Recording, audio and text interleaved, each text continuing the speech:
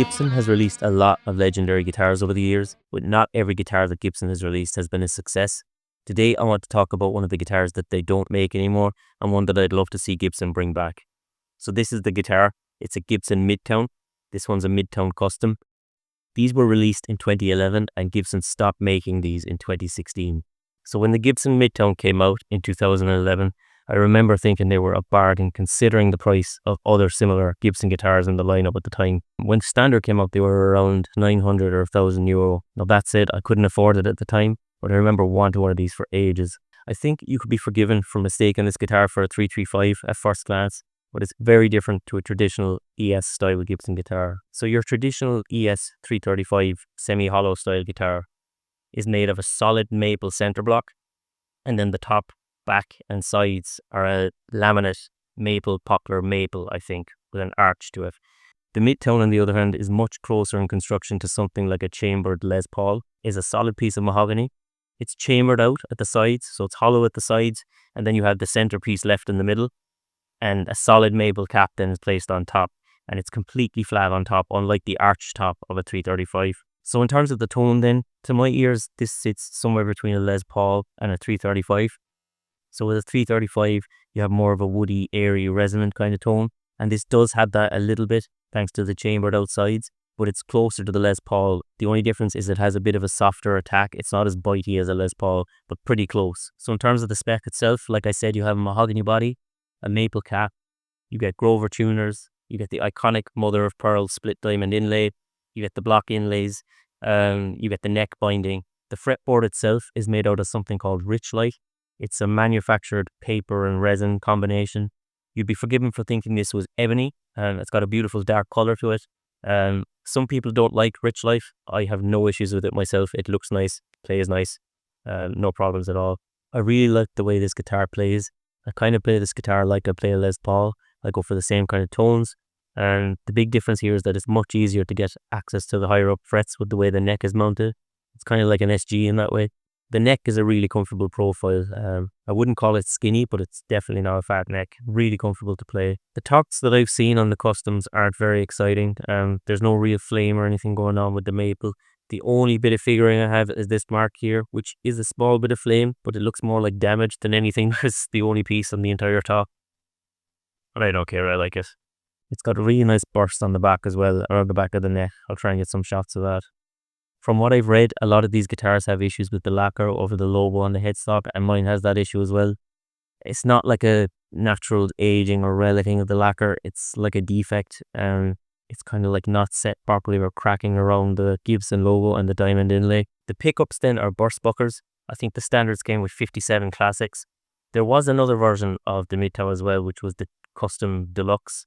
But they were a bit too flashy for me. They had like really quilty flame tops and just over the top colors, but maybe that's your thing. So when I got this guitar, somebody had already swapped out the pickguard and the truss rod cover.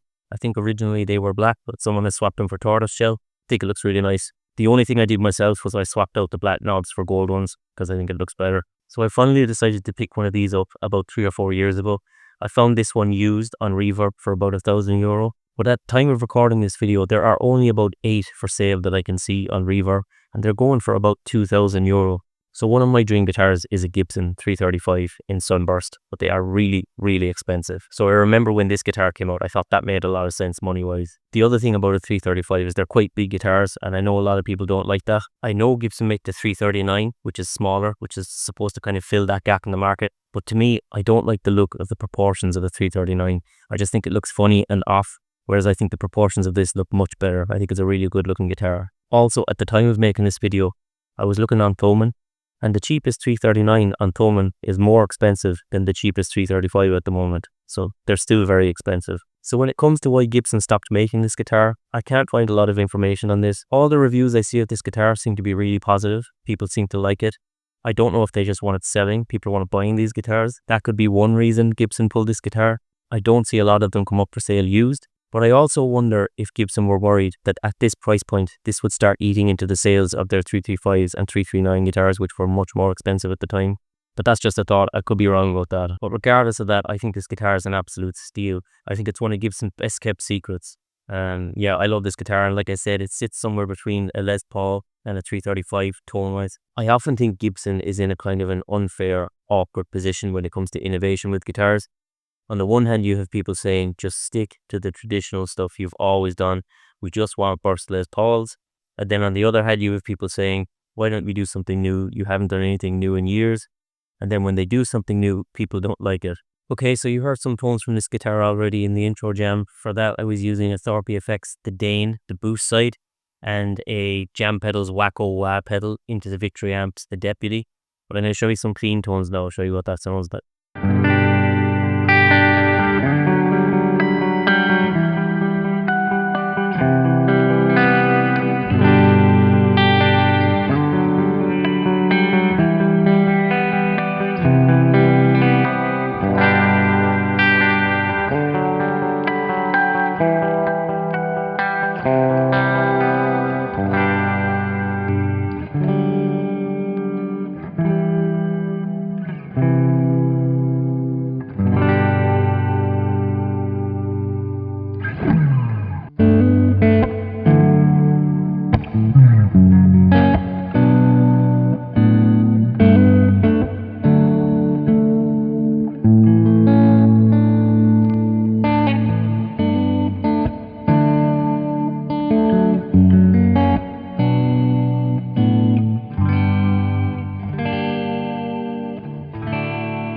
I think this guitar is perfect for someone who likes that Les Paul sound, but maybe wants easier access to the higher up frets, and just maybe slightly different tone or something a little bit unique. I think it's perfect for that.